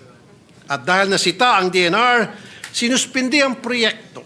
Kung hindi pa nasita, tuloy-tuloy ang proyekto. Inamin ng DNR na hindi pa compliant ang proyekto sa zoning requirements. At the moment, may go signal na ulit sa Kaliwa Dam Project. Dahil ba nabaling na atensyon ng mga tao? Are the concerns of the indigenous people addressed? While the MWSS claimed that only half of the village will be affected, indigenous groups and villagers said the waters would submerge up to 90% of the village, as only houses situated 70 meters and above will be spared. Ito po ang matagal ko nang sinasabi at paulit-ulit. Ang ating DENR ay parati na lang pumapasok pag may kaguluhan na, pag may nadisgrasya na, pag may milyon nang nasira at marami nang namatay. Reactive at hindi po proactive ang ating DENR. Dapat po ang DENR anunguna sa pagpigil ng pag-aabuso sa ating kalikasan. Pero hindi po ganitong nangyari. Kasi po, may nababayaran sa baba para mabigyan ng ECC. Pag walang nagreklamo, everybody happy. Pag may nagprotesta naman, hindi rin agad pinapansin hanggat hindi nag-viral o ma-pick up ng media o sa social media. Anong klaseng sistema meron po tayo? The problem with our environment, Mr. President, is that damages are often irreversible. Kaya dapat prevention ang priority natin, hindi rehabilitation. Dahil years and even decades ang kailangan to bring back any damage to our environment. And the cost is nowhere near any economic advantage that we can gain from some of the projects. And that is why we have the E-NIPAS Act, excuse me, or the expanded National Integrated Protected Areas System Act. These are areas that we recognize as sacred and need absolute protection. But from our experience as Kaliwa Dam, sa resort, sa Chocolate Hills at sa Mount Apo, at sa wind farm energy projects at sa Masungi, ang mga regulasyon ay optional. Depende kung magkaroon ng kadahilanan. Sa magkanong kadahilanan? In some ways. Ang mga environment compliance certificates ay nabibili gaya ng mga birth certificates at diplomas dyan sa recto. I have discussed this matter with my fellow senators who are environment advocates, and they agreed with me that we must review the E-NIPAS Act. There's a need to instill better regulatory system. Community participation in the regulation must be strengthened. But just like infra project, it is the communities that point out irregularities. It is the community that has genuine concern for the environment. Furthermore, we should include in the prohibited and penalized acts the participation of government officials in the prohibited acts, because the violation of our environmental laws are never committed without the consent or cooperation of a public official. Given po yan palagi. Sa katotohanan, naipakita ko na po kung paano paglaruan ang mga miyembro ng DNR, PAMBI, NCIP at iba pang ahensya para makakuha ng kakayanang babuyin ang ating protected areas. While the right price and the right friends, anything is possible. Meaning, walang imposible if the price is right.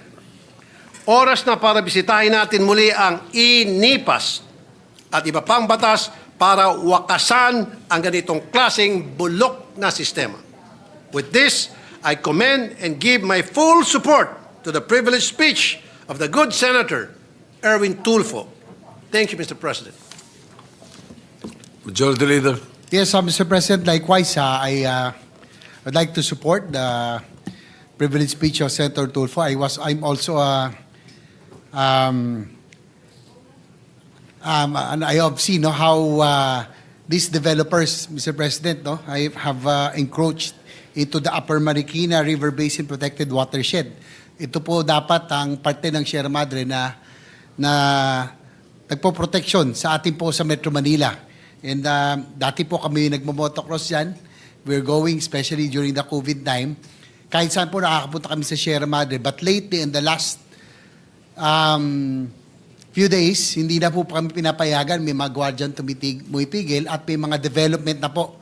Rest houses, subdivisions, and that is very alarming, Mr. President, because Sierra Madre, indeed, is our protector. And I have raised this issue several times during the budget hearings of DNR. And I hope that we will, given these two big storms, that we have seen how Sierra Madre protected Metro Manila and other provinces, I just hope that we will continue to pay attention and be focused on this, Mr. President. I'm a witness on what Senator Raffy Tulfo and Senator Erwin Tulfo have brought up, that there are indeed developments that are ongoing in what is supposedly a protected watershed. That is the Sierra Madre. Yes, Senator, before we proceed, Mr. President, Senator Risa Ontiveros is seeking the floor. I move that she be recognized. Senator Risa Ontiveros, recognized. Salamat po, Mr. President. Gusto ko lang pong i-manifest yung pagsuporta ko sa diwa ng privilege speech ni Senator Erwin Tulfo. Na-appreciate ko po talaga napapanahon dahil sa muli nga pong pagdanas natin, hindi lang po dun sa sinasabing storm-breaking capacities ng Sierra Madre, kung hindi yung hindi matatawarang halaga ng pag-reforest sa kanya dahil sa again, hindi matatawarang economic, social, and environmental services na ibinibigay ng pinakamahalagang mountain range sa buong Luzon dito sa ating mga komunidad. At naglulook forward po ako na makipagtrabaho sa mabuting Ginoo mula sa Palawan sa mga kaugnay na panukalang batas sa mga susunod na panahon. At sa panahon din ngayon na papasok po tayo sa plenary interpellations at proposal of amendments sa ating budget para sa taong 2026. Nais ko lang ipaalam sa good gentleman from Palawan na kasalukuyan po kaming nagda-draft, inaayos yung wording at possible sources of funding para sa isang general provision kaugnay ng Sierra Madre Resilience. So muli po, Mr. President, salamat po kay Senator Erwin Tulfo. Salamat po, Mr. President. Mr. President, our Minority Leader, Senator Alan Peter Cayetano, is seeking the floor. The Minority Leader, Senator Alan Cayetano, is recognized. Good afternoon, Mr. Senate President, our dear colleagues, and unang-una siguro, just as a manifestation and a thanksgiving sa ating Panginoon na yung nakita nating laki ng bagyo. Marami pa rin na pinsala, grabe pa rin ang tama sa ilan mga lugar, but if all of us who saw the pictures and comparing it with Yolanda, comparing it with the past storms, and then of course, yung bagyo din na pinagdadaanan natin sa corruption, I just wanted to express, thanksgiving sa Panginoon at sa lahat ng Pilipino na nagkaisa tayo during this time. Having said that, it does tell me one thing. If you see our discussions today, EDCOM, at lahat ng problema na lumabas sa EDCOM, and I'd like to thank Senator Win and Senator now Secretary Angara, lahat ng nasa EDCOM. Kayo po ni former Senator Edgardo Angara sa EDCOM 1. Pinag-usapan din natin yung classroom kanina, ngayon naman Sierra Madre. The simple manifestation that I want to do, Mr. President, is that when we start the budget on Thursday, we should start looking at this as an opportunity to do something very decisive and to do it differently. So usually every year we try to do it better. Each Congress, 17, 18, 19, 5, 6, 7, we try to improve, innovate. But itong disruption, itong gulo, itong nagdidebate po tayo, no? Senator Marcoleta, Senator Lacson have different points of view on many things, but I think in the end we all want one thing, di ba? You know, pag nagdadasal po tayo, sabi, your kingdom come here on earth as it is in heaven. At yung kingdom ng Panginoon ay maayos. So the manifestation that I want to make is that I look forward to working with all of you sa budget. But sana ma-convince din natin yung executive department at saka yung House of Representatives, lahat ng ating kababayan, na we have to do things differently. If we have to ban all these kinds of development from Sierra Madre, let's just do it. Diba? If we have to decide, will we take out, suspend muna 2 years from K to 12 habang binibuild yung classroom, or do we move 100 billion to classrooms? Hindi lang classroom yung problema, new schools, yung lupa, EDCOM, problem after problem, nire-report every month, but mabagal tayo magsolusyon. We took out 200 billion from DPWH, almost 300 billion. Ngayon, 50% daw, overpriced. So all of this doesn't have to lead to frustration. All of this can lead to opportunity na, sige, so I put it this way, kanina may nakasalubong akong congressman. Sabi ko, pare, anong pinakagusto mong kumpanya sa Pilipinas? Is it San Miguel? Is it Ayala Corp? Is it PLDT? If I tell you gather 100 people today at bilhin natin, siguro kahit 1,000 taong kunin mo, hindi natin mabibili, di ba? Pero halimbawa, nagkaskandalo yung kumpanya na yan. Bumaksak yung stock nila. At kayo, marami kayo, may cash kayo. Baka mabili nyo. Pag binili nyo, hindi nyo lang itutuloy. Nagkaskandalo nga, nagkaproblema. Pero magandang kumpanya. Anong gagawin nyo? May babaguhin kayo na napakaganda para muling bumangon at lumaki yung kumpanya na yon. So I just like to speak a little bit of encouragement. I know we'll be having deep debates in the next few days, Mr. President, and I look forward to doing it in a very professional manner. But I'd like to encourage all of us that there's an opportunity to do something very different.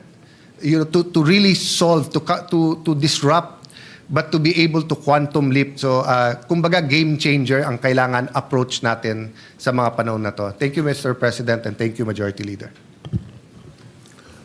Majority Leader.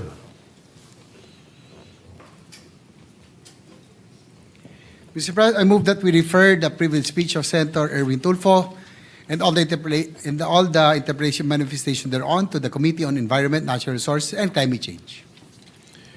Any objection? Hearing none, the motion is approved. So referred.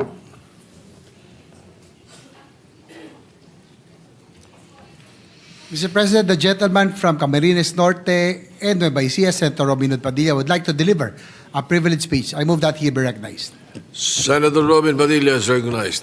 Maraming salamat po, Ginoong Pangulo, at sa ating pinunong mayorya. Assalamualaikum warahmatullahi wabarakatuh. Ginoong Tagapangulo, mga ginagalang kong kasamahan sa Senado, ako po ay tumitindig sa pulpitong ito ngayong hapon sa bisa ng personal at kolektibong pribilehiyo. Sa mga nagdaang linggo at buwan, sunod-sunod pong sinubok ang ating bayan. Hindi pa man nakakabangon ang ilang lugar sa pagyanig ng lupa, nasundan na agad ng pagbagyo at pagbaha. Sa aking pagpunta kamay-kailan sa Cebu, nakita ko ang dalawang muka ng sakuna, ang bigwas ng lindol at hagupit ng bagyo. Magkasunod nilang winasak ang bayan. Mga pader na bumigay, mga bahay at mga establishmentong pinaghirapang itaguyod ng ilang taon ay gumuho. Mga sasakyan na nagkapatong-patong at mga komunidad na hanggang ngayon ay nababalot pa rin ng takot at pangamba. Sa mga ganitong panahon, lagi na lang nating naririnig na pinupuri ang pagiging resilient o matatag ng mga Pilipino. Halos nakatahina ang katangingang ito sa ating pagkatao. Pilipinong matatag, matibay ang loob, matiisin sa gitna ng sakuna. Palibasa ba ang mga Pilipino ay matatag? Dapat bang palagi na lamang siyang makaranas ng paghihirap at pagdurusa? O likas bang delikado talaga ang Pilipinas pagdating sa mga sakuna? O naging ganito na lang kadelikado dahil sa kapabayaan at pagsasamantala? Mahigit po 4 na milyong Pilipino sa 8 rehiyon ang sinalanta ng Bagyong Tino. Mga ari-arian, mahigit 155,000 bahay ang naitalang nawasak, 155,000. At ang naitalang pinagsamang halaga ng pinsala sa agrikultura at infrastructure ay tinatayang nasa 337.6 million at baka tumaas pa. Ang isang hindi katanggap-tanggap at pumupukaw sa dibdib ng bawat Pilipino ay ang mahigit 200 ang naitalang nasawi. Kinain ng putik na lagpas tao at mahigit 100 ang nawawala at mahigit 500 ang sugatan.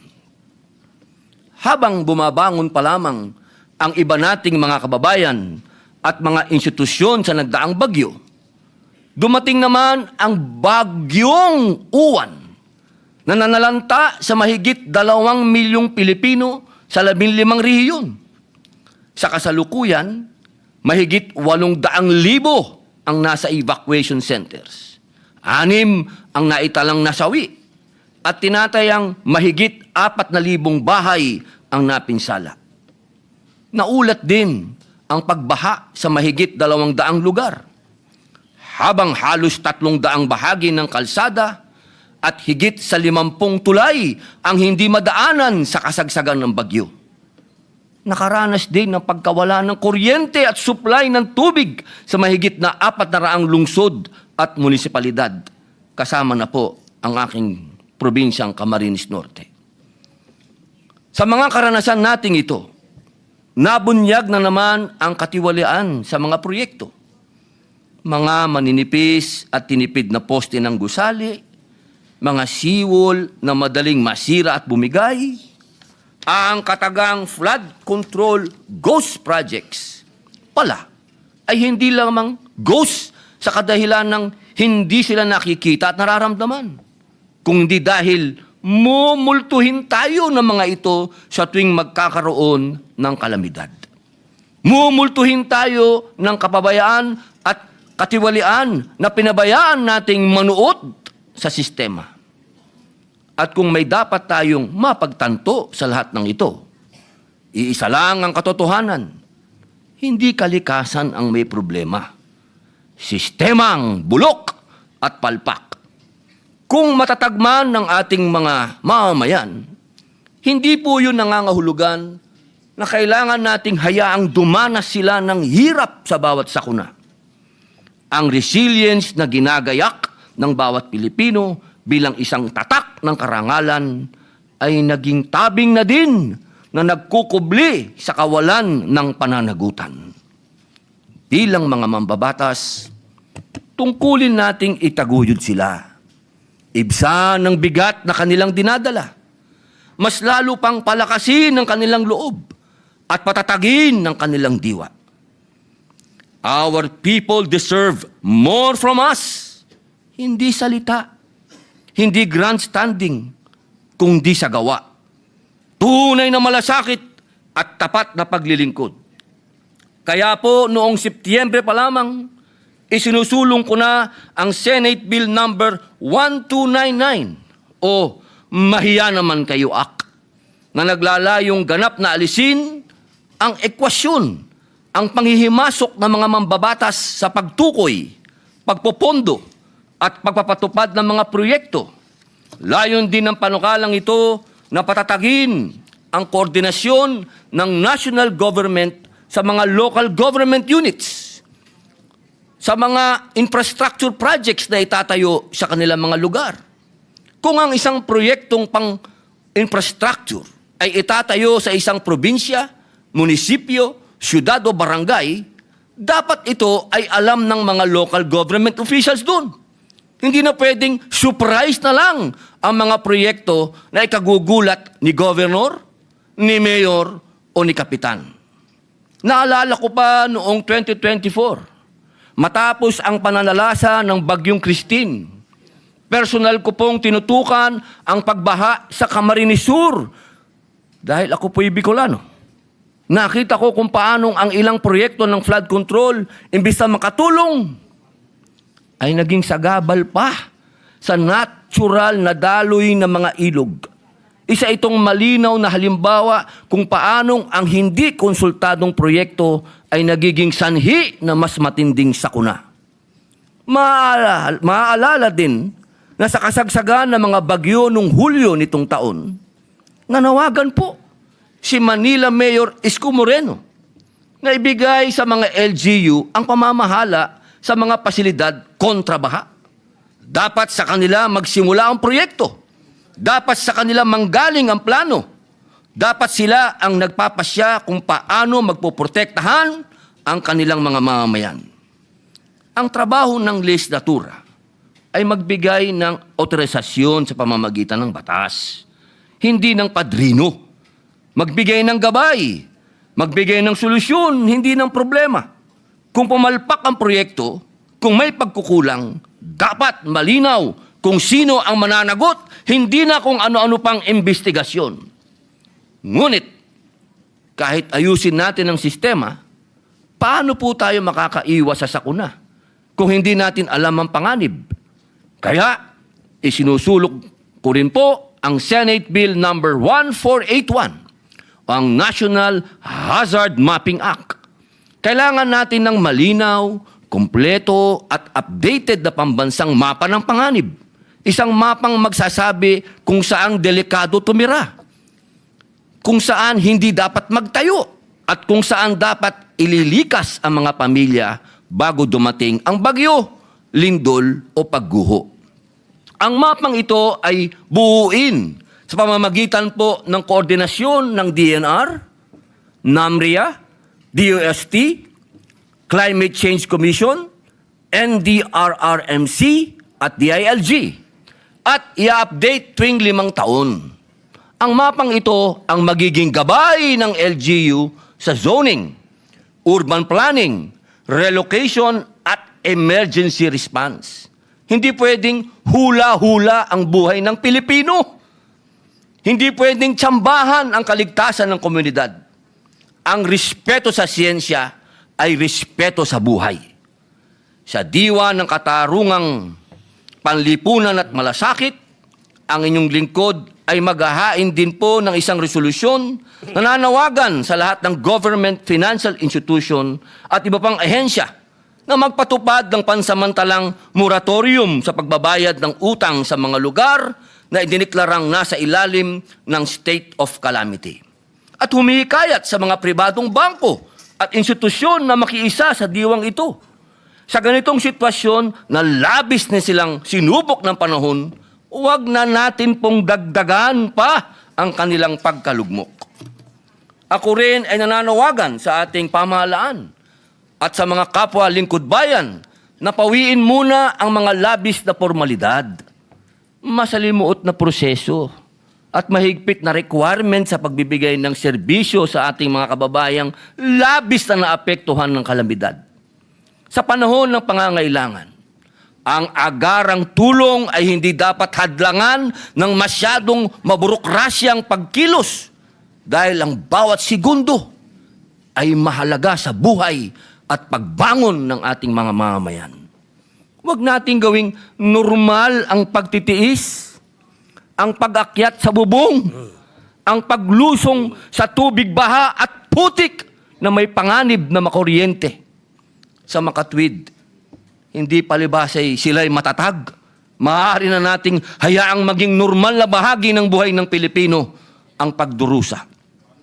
Ang resilience ay dapat sandata, hindi kapalit ng responsableng pamamahala.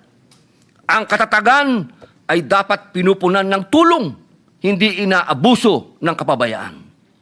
Ang pagtitiis ay hindi parusa. Kaya muli, Ako po'y nananawagan. Mahiya naman tayo kung inuuna natin ang politika kaysa buhay. Mahiya tayo kung kaya nating manahimik habang may nagdurusa.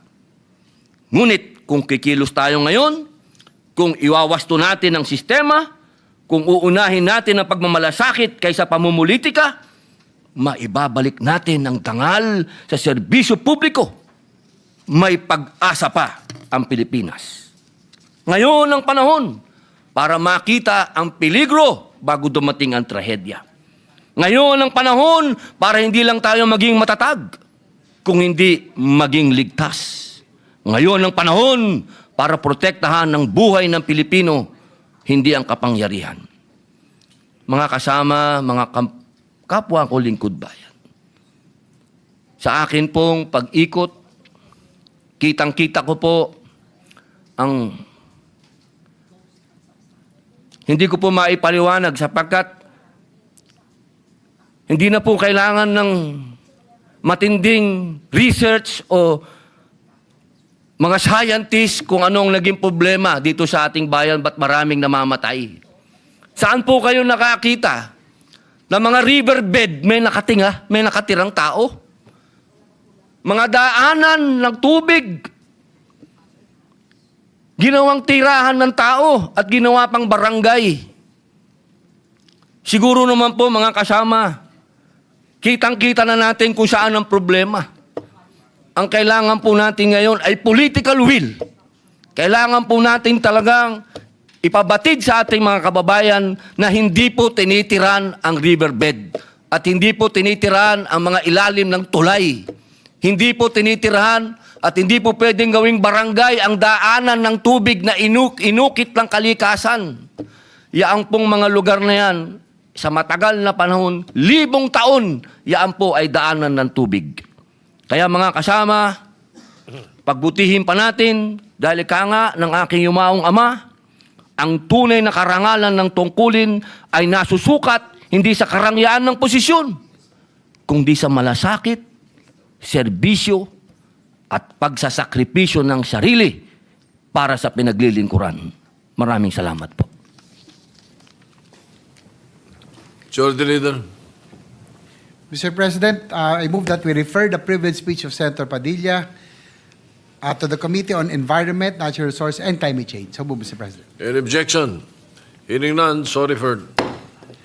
Mr. President, the Jet Lady from Antique and Malabon, Senator Lauren Legarda, would like to deliver a privilege speech. I move that she be recognized.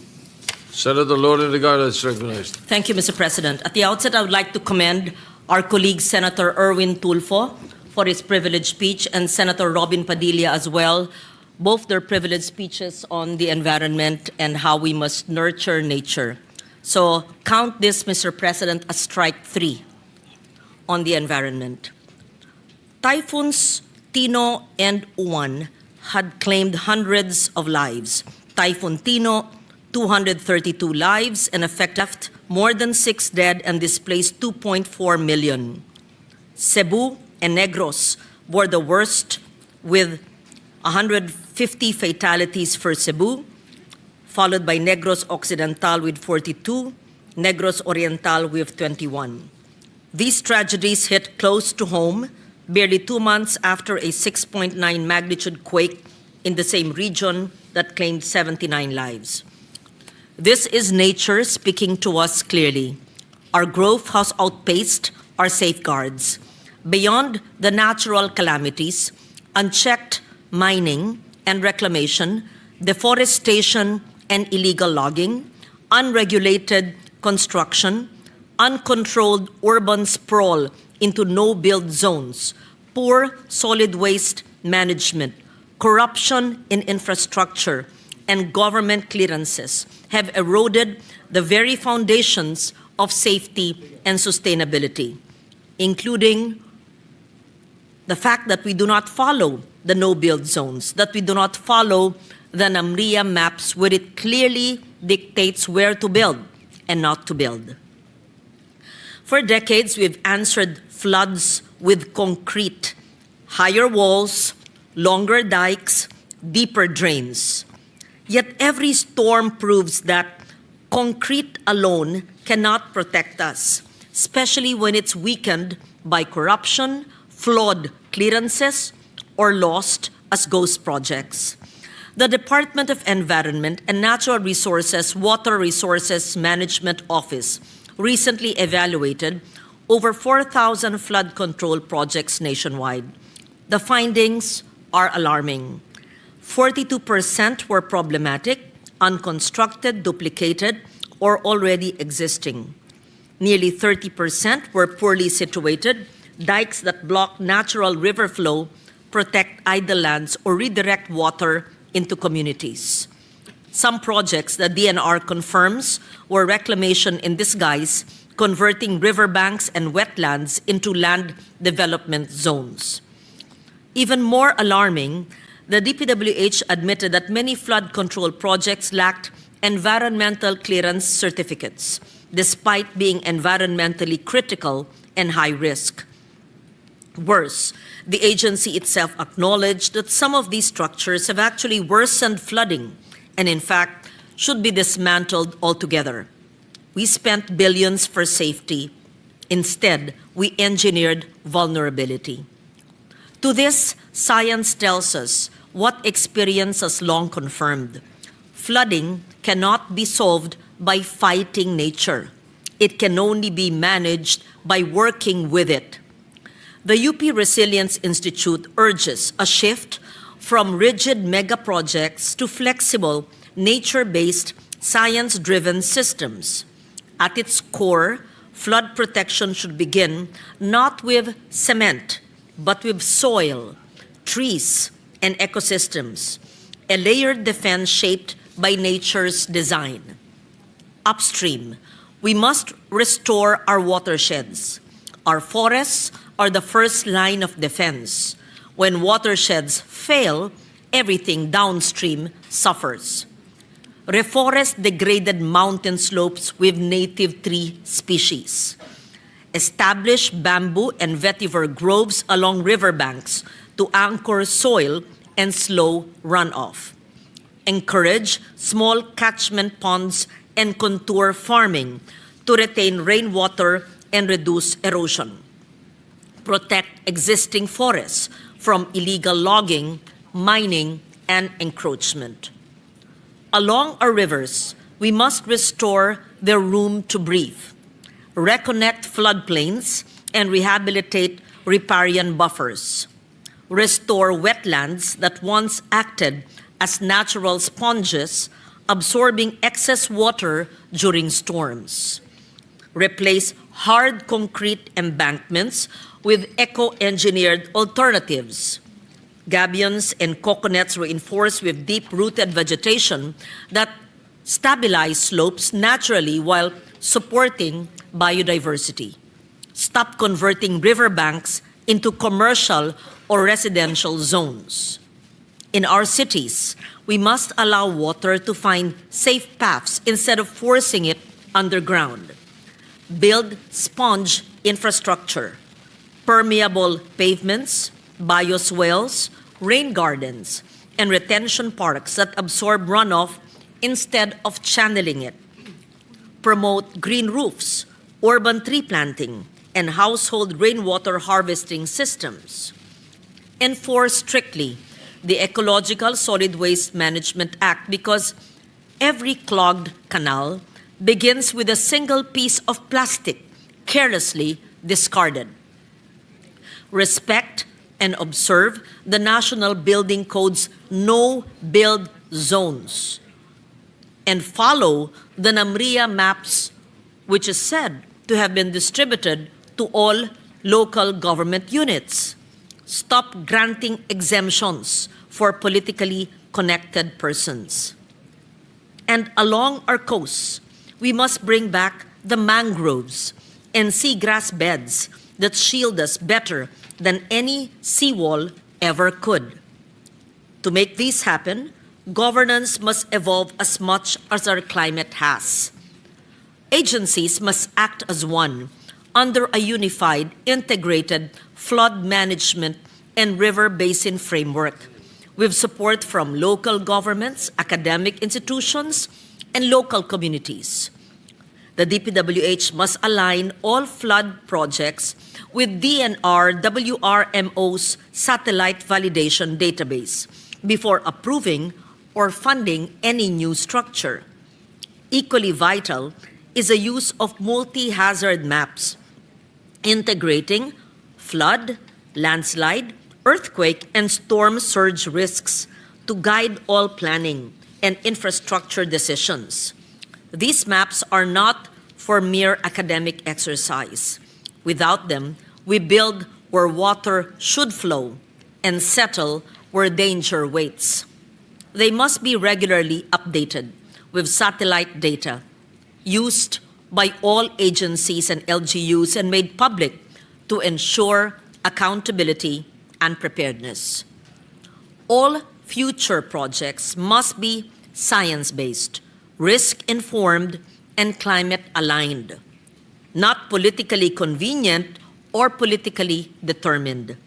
It must follow the stream of water based on master plans, river basins, not determined by politically determined districts. We must also enforce what already exists: the Clean Water Act, the Ecological Solid Waste Management Act, the National Building Code's no-build zones, and the NAMRIA maps. When told to evacuate, let's not wait. Never risk lives or our rescuers' lives. Penalties must be maximized for those who steal amid calamity, before or after. Floods are not acts of God when negligence is written into the blueprints. But governance is not only about agencies that comprise government. It is instead our people. We must remind our citizens that resilience begins at home. Do not throw waste into canals, rivers, or streets, or waterways. Hindi po basura ang ating kapaligiran. Do not obstruct waterways or build structures in riverbeds, drainages, or canals. Hindi po dapat linalagyan ng anumang struktura ang daluyan ng tubig. Support barangay-level waste segregation programs. The barangay is the front line of environmental protection. Gradually reduce reliance on single-use plastics. In fact, I refiled the measure to ban single-use plastics, and some local government units have already passed local ordinances. Participate in community-based tree planting, note native trees, river cleanups, and disaster preparedness drills. Needless to state, every dike that collapses is not only a failure of construction, it is a failure of imagination. At the end of the day, flood control should not be measured by how many walls we build, but by how many lives and ecosystems we protect. The legacy of Tino and Uwan should not be another round of bidding for quick repairs, but a nationwide realization that resilience cannot be engineered slowly by concrete. It must be grown, restored, and sustained. We cannot keep reacting to typhoons or floods. We must live with them wisely, with foresight, science, and the guidance of nature. Harmony begins where greed ends and where governance works with nature. At the end of the day, Mr. President, the best flood control is nurturing nature, protecting our watersheds, protecting our forests and not logging them, and protecting the mangroves that are the best buffer and defense against storm surge. Thank you, Mr. President. Majority Leader. Mr. President, I move that we refer the privilege speech of Senator Legarda to the Committee on Environment, Natural Resources, and Climate Change. Any objection? Hearing none, so referred. Mr. President, I move that we proceed with second additional reference of business. Paano si ano? Hindi, paano si Biggs? Ha? Abot siya? Meron pa. Alright. Okay, the Secretary will proceed with the second additional reference of business. Second additional reference to business committee reports. Committee report number 8, submitted by the Committee on Social Justice, Welfare and Rural Development, on Senate number 155 by Senator Tulfo E. An act simplifying the documentary requirements for accessing government financial assistance and for other purposes, recommending its approval with amendments, sponsored Senator Tulfo E. To the calendar for ordinary business. Committee report number 9, submitted by the Committee on Social Justice, Welfare and Rural Development, on Senate number 254 by Senator Tulfo E. An act penalizing selective, discretionary, and discriminatory acts in the delivery of social protection programs, recommending its approval with amendments, sponsored Senator Tulfo E. To the calendar for ordinary business. Majority Leader.